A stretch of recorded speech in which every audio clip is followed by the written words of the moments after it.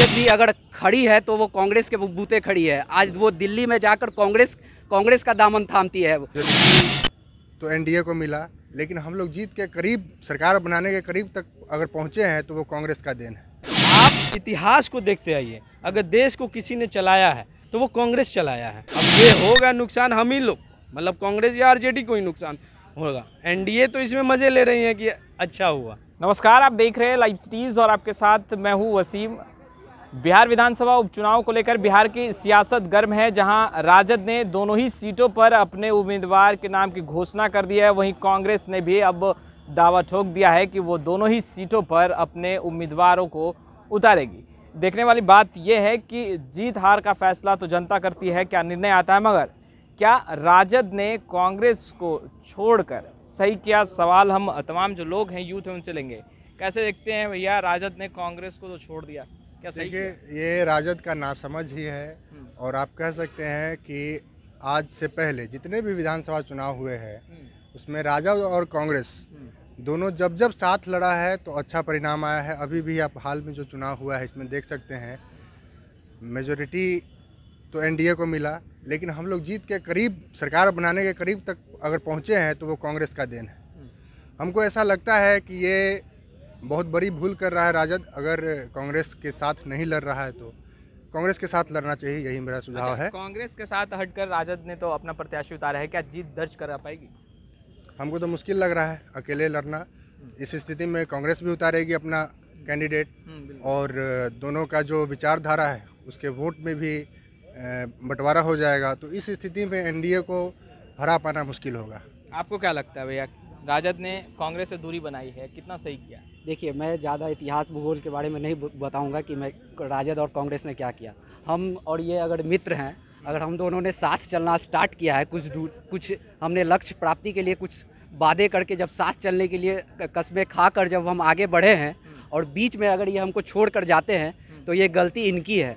हमारा लक्ष्य यही है कि हम ये जो सरकार है, भाजपा की सरकार है, जो किसानों के विरुद्ध जो आज ये हो हल्ला हो रहा है, किसानों को उपद्रवी बनाया गया है, जबकि खुद राज्य मंत्री के बेटे ने किसानों के ऊपर गाड़ी चला दी है, तो ये गलत है। हमारी लड़ाई भाजपा से है। इसके लिए राजद ने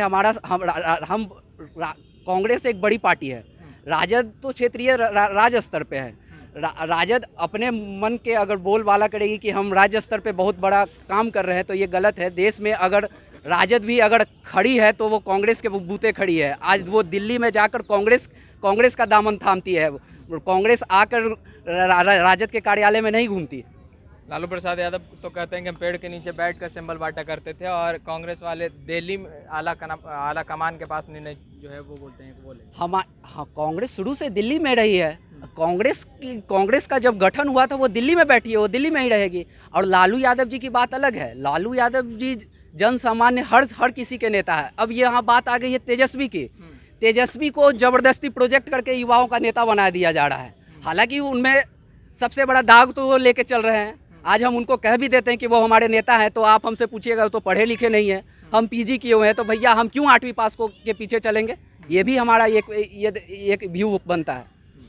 क्या लगता है भैया, सही है राजद से दूरी बना के चलना? राजद से कांग्रेस जो है, राजद और कांग्रेस में जो दोनों भाईचारा की जो गठबंधन होकर चली थी, उससे बेहतरीन है कि दोनों को साझा में और एक साथ मिलकर अपना प्रतिनिधित्व को उतारना चाहिए, ना कि अलग अलग।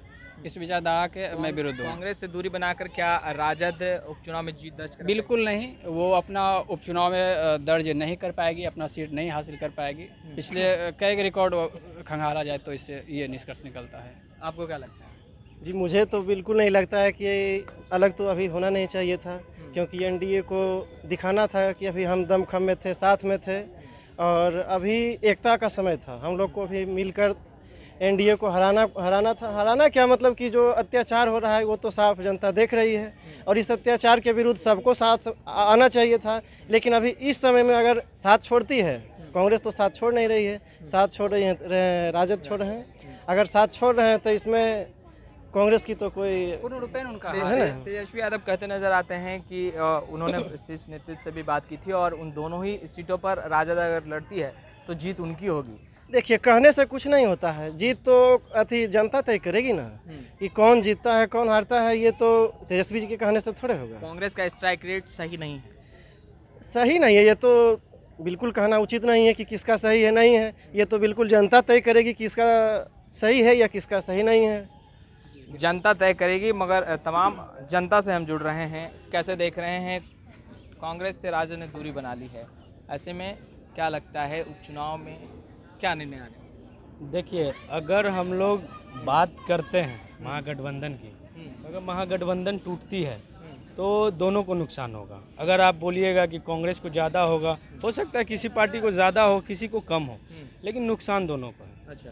और अगर महागठबंधन का जो कानून है, महागठबंधन का जो आप रूल्स आप देखिएगा, तो महागठबंधन में आप हमेशा ताली एक हाथ से नहीं बजती, दोनों हाथ से बजाती।